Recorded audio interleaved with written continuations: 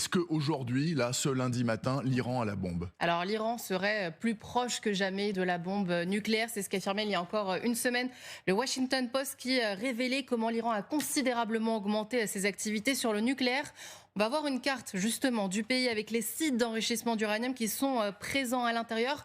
Et c'est sur le site de Fordo que l'on voit ici en rouge au centre du pays que cette activité, elle s'est intensifiée selon l'AIEA, l'Agence internationale de l'énergie atomique. Elle inspecte régulièrement l'installation et en février, elle a fait état d'une expansion significative qui pourrait, même selon elle, doubler sa production. L'Iran qui s'est aussi lancé dans la construction d'un nouveau réacteur à Ispahan, on le voit dans le centre du pays là aussi. Et en plus de cela, Téhéran, toujours selon l'AIEA, enrichit une quantité croissante d'uranium à un niveau proche de celui utilisé pour les armes atomiques, c'est-à-dire à 90%, dépassant largement le seuil qui est autorisé.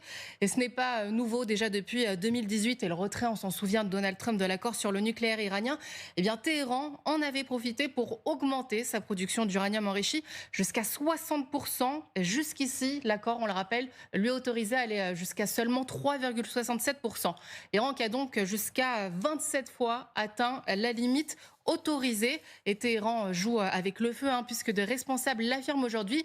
Le pays dispose d'une quantité suffisante d'uranium jusqu'à 3 fois pour créer une bombe nucléaire. Et certains vont jusqu'à avancer que la création d'une bombe dite rudimentaire pourrait leur prendre 6 mois. La production d'un ogive capable d'être monté sur un missile jusqu'à 2 ans. Des informations qui évidemment sont impossibles à vérifier. D'ailleurs, Téhéran nie vouloir s'en doter.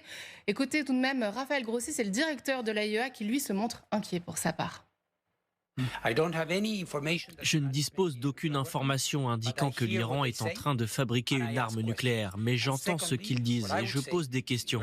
Deuxièmement, je dirais que l'Iran est le seul pays qui ne possède pas d'armes nucléaires et qui accumule de l'uranium enrichi à 60%, ce qui est très élevé.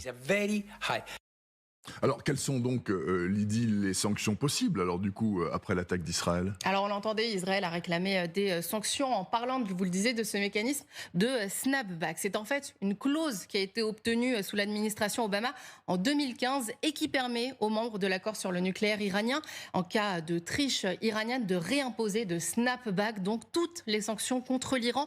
Et cela sans craindre, vous le voyez, de veto d'un autre État. Des sanctions jusqu'ici levées en échange de l'engagement iranien, bien sûr, à ne pas mener d'activités nucléaires à des fins militaires. En tout cas, depuis hier, on assiste à une diplomatie de crise. Il y a eu cette réunion en urgence du G7. Aujourd'hui, on a les ministres des Affaires étrangères des pays de l'UE qui vont tenir une nouvelle réunion d'urgence.